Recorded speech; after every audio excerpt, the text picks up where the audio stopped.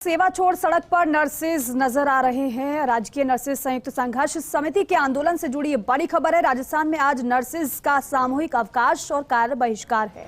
आंदोलन के तहत प्रदेश भर के नर्सेज रैली के रूप में पहुंचे हैं रामलीला मैदान। नर्सेज के सामूहिक अवकाश और कार्य बहिष्कार का अस्पतालों में व्यवस्थाओं पर सीधा असर पड़ रहा है। हालांकि एसएमएस अस्पताल में वैकल्पिक व्यवस्था के तहत अतिरिक्त इंतजाम किए गए हैं। खुद अस्पताल अधीक्षक डॉक्टर अचल शर्मा कर रहे हैं पूरे अस्पताल में दौरा। इमरजेंसी से लेकर ऑपरेशन थिएटर और गंभीर मरीजों की सेवाओं पर विशेष फोकस रखा गया है। लेकिन मरीजों के बढ़ते दबाव के बीच सामान्य वार्ड में व्यवस्थाएं प्रभावित हो रही हैं।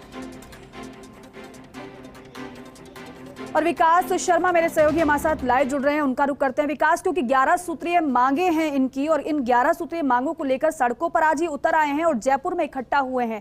कितनी मजबूती के साथ धरातल से सरकार का ध्यान आकर्षित करवा रहे हैं नर्सेज?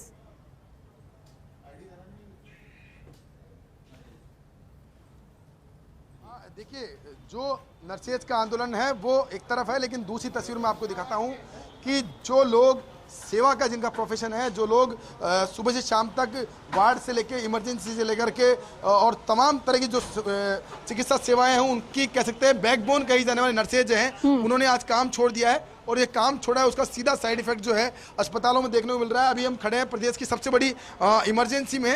हालांकि इमरजेंसी के अंदर हालात जो है वो काफ़ी हद तक ठीक नज़र आ रहे हैं, क्योंकि यहाँ पर जो प्रशासन है उन्होंने कल से इंतजाम कर दिए थे और इंतजाम के रूप में वो इंतजाम किए थे जिसमें कि जितने भी नर्सिंग के छात्र हैं या फिर जो दूसरे गुट के नर्सेज हैं जो कि काम कर रहे हैं उनकी सबकी ड्यूटियां लगाई गई है। अब आप देख सकते हैं यहाँ की तस्वीर, ये पूरी तस्वीर प्रदेश की सबसे बड़ी इमरजेंसी की है, जहाँ पर मरीजों का दबाव आप देख सकते हैं कि मरीजों का किस तरह का दबाव है।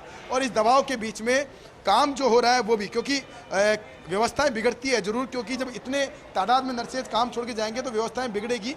लेकिन उन व्यवस्थाओं के बीच में इमरजेंसी के अंदर व्यवस्थाओं को कह सकते हैं कि पटरी पर लाने का प्रयास किया जा रहा है। आप देख सकते हैं मरीज, इतने मरीज है, ये मरीज इंतजार कर रहे हैं। हालांकि नर्सेज हैं लेकिन ये अभी प्रशिक्षु की भूमिका में है। साथ में जो लोग यहाँ ड्यूटी करते थे, परमानेंट ड्यूटी करते थे, वो लोग छुट्टी पे हैं। इसी के चलते जो वैकल्पिक व्यवस्था है वो की गई है। क्या नाम है गुड़िया आपका? निकिता। क्या करते हो आप? GNM first year student. First year की स्टूडेंट हो। सुई लगाना आता है क्या? अभी तो नहीं, मतलब ऑब्जर्वेशन नहीं कर रहे हैं।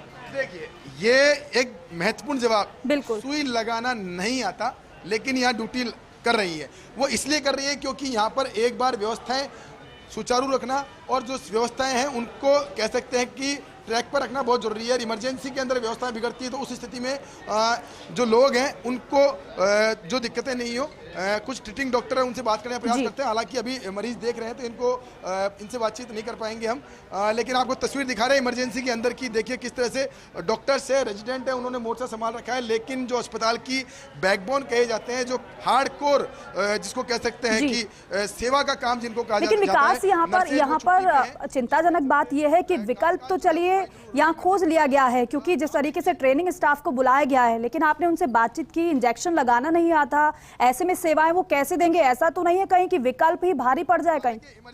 इमरजेंसी इंचार्ज है डॉक्टर राजेश शर्मा। देखिए बिल्कुल इमरजेंसी इंचार्ज है राजेश शर्मा जी, सीनियर प्रोफेसर है, उनसे बात करते हैं। राजेश जी, इमरजेंसी में क्या क्या व्यवस्थाएं की गई है और क्या कामकाज पूरा किस तरह से हो पा रहा है? लेकिन नर्सिंग जो कर्मचारियों के आज के जो एक दिन के प्रस्तावित मास सीएल को देखते हुए प्रशासन ने पूरे इंतजाम कर रखे हैं। यहाँ आप देख रहे हैं सीएचए वर्कर्स जो है वो काम कर रहे हैं, नर्सिंग स्टूडेंट्स काम कर रहे हैं और कुछ नर्सिंग कर्मचारी भी काम कर रहे हैं। काम कर रहे हैं, आपने वैकल्पिक व्यवस्थाएं की है, लेकिन जो ये बच्चे काम कर रहे हैं इनको सुई लगाना तक नहीं आता है। खुद मान रहे हैं कि भी सुई लगाना सीख रहे हैं। हम जो है गाइडेंस पे, जो सीनियर फैकल्टी है वो गाइडेंस पे उनको लगवा रही है, ऐसे कोई नहीं है। डॉक्टर्स और जो अन्य सीनियर इनके अधिकारी हैं वो कर रहे हैं। राजेश जी, कामकाज तो प्रभावित होता ही है। नहीं, कामकाज यूँ तो जब 100% लोग भाग में से यदि कुछ नहीं आएंगे तो होगा, लेकिन व्यवस्थाएं सुचारू रूप से चालू है। अंदर वार्डों की स्थिति? वार्डों की तो मैं नहीं कह सकता, लेकिन वार्डों में भी नर्सिंग अधिकारी कई आए हुए हैं। बीपी मीणा जी, उनसे बात करते हैं। बीपी मीणा जी, क्या व्यवस्था है इमरजेंसी की और साथ में शाम तक और रात तक, क्योंकि 24 घंटे का काम है, लगातार काम है, कैसे मैनेज कर पाओगे? दिक्कत तो आएगी, पर एक्चुअली जो सारा का सारा जो जिम्मेदारी है वो अधीक्षक महोदय या प्रधानाचार्य महोदय के निर्देश के अनुसार ही उसको निभाई जाएगी। तो जो भी उन्होंने आपात स्थिति में जो स्टाफ अवेलेबल कराया है तो उसके अकॉर्डिंग विभागाध्यक्ष महोदय साथ में ही हैं, तो जो भी जैसा भी। मैं आपको और तस्वीर दिखाता हूँ एक बार। जी। मरीज हैं, उनसे बात करने का प्रयास करते हैं जो इमरजेंसी में यहाँ पे आए हुए हैं और वो कैसी स्थिति महसूस करते हैं, उनसे बात करने का प्रयास करते हैं। माता जी, क्या नाम है आपका? प्रेम। कितनी देर से आए हो यहाँ पे? अभी आई हूँ। अभी किसको दिखाने आए हो? मेरे को क्या हुआ है? ये खांसी और पेट में दुखता है। तो ये इमरजेंसी है क्या इस तरह की? हाँ। देखिए और दो तस्वीर है, वो भी मैं आपको दिखाता हूँ किस तरह की तस्वीर है। कुछ सीरियस पेशेंट भी हैं, उनको डिस्टर्ब नहीं कर पाएंगे, लेकिन जो ये तस्वीर है ये अपने आप में एक तस्वीर बयां करती है इस बात की कि जो लोग जिनका काम नोबल प्रोफेशन है सेवा करने का, वो लोग जब काम छोड़कर जाते हैं तो उसका कितना असर पड़ता है। क्या एक कार्य बहिष्कारी एकमात्र रास्ता है, एक जरिया है जिसके जरिए विकास एक बात और यहाँ पर ये साफ करेगा कि जिस तरीके से नर्सिंग कर्मियों का ये प्रदर्शन हम देख पा रहे हैं सड़कों पर, क्या जो ओटी स्टाफ है, जो ऑपरेशन थिएटर का स्टाफ होता है, वो भी उसमें शामिल है कि या फिर वो नहीं है? क्योंकि अगर ओटी का स्टाफ भी इसमें शामिल रहा तो जो ऑपरेशन थिएटर में ऑपरेशन लगे होंगे आज के लिए, फिर वो तो नहीं हो पाएंगे, फिर असिस्ट कौन करेगा? देखिए बिल्कुल तमाम जो स्टाफ हैं, चाहे वो ओटी का हो चाहे इमरजेंसी हो, सभी स्टाफ जो है वो अवकाश पे हैं और इसी वजह से जो वैकल्पिक व्यवस्था की गई है, आप देख सकते हैं इमरजेंसी जैसी जगह पर भी आपको प्रशिक्षु नर्सेज को लगाना पड़ रहा है। वो इसलिए लगाना पड़ रहा है क्योंकि नर्सेज है नहीं और ऐसी स्थिति में कुछ न कुछ जो भी आता है उसको कुछ न कुछ रिलीफ दी जाए, इसलिए इस तरह की व्यवस्था की जा रही है। नर्सिंग स्टूडेंट्स को बुलाया गया है, जीएनएम नर्सिंग को बुलाया गया, एएनएम नर्सिंग को बुलाया गया, साथ में जो नर्सिंग अधीक्षक है जो कभी काम करते नजर नहीं आते, उनकी भी ड्यूटियां लगाई गई है। ये इस बात का द्योतक है। और सबसे बड़ी बात है, जो लोग आंदोलन कर रहे हैं उनके ऊपर भी सवाल है कि ये तस्वीरें उनको देखनी चाहिए कि किस तरह की तस्वीर है ये, और इस तस्वीर को देखने के बाद उनको आत्म अवलोकन करना चाहिए कि क्या ये आंदोलन इस तरह का जरूरी था कि कार्य बहिष्कार जैसा निर्णय करना पड़े। और साथ में एक बात और मैं कहना चाहूंगा कि नर्सेज के विभिन्न संवर्ग हैं, उन सभी संवर्ग को एक ये भी बात करनी चाहिए कि इस बात की डिमांड उठानी चाहिए इसमें मांग पत्र में कि उनका खुद का जॉब चार्ट बने, चाहे वो नर्सिंग फर्स्ट ग्रेड हो, चाहे सेकंड ग्रेड हो, चाहे अधीक्षक हो, सभी को अपने जॉब चार्ट बने और उस जॉब चार्ट के अनुसार उनका काम हो। अगर इस तरह की डिमांड उठाते तो निश्चित तौर पे उनकी बात को और पुरजोर तरीके से उठने की बात हो सकती है, लेकिन उन्होंने कार्य बहिष्कार का निर्णय किया। आप उसका नज़ारा आप देख सकते हैं, इमरजेंसी की तस्वीर है, आप किस तरह से मरीज इंतजार कर रहे हैं इलाज के लिए, क्योंकि जो कुछ लोग हैं, देखो बात करने का प्रयास करें। क्या नाम है आपका? गिरिराज जी। किसको लेके आए हो? पिताजी को लेके आया हूँ। कैसी हालत है और क्या सेवाएं? नर्सिंग वाले छुट्टी पे हैं अभी?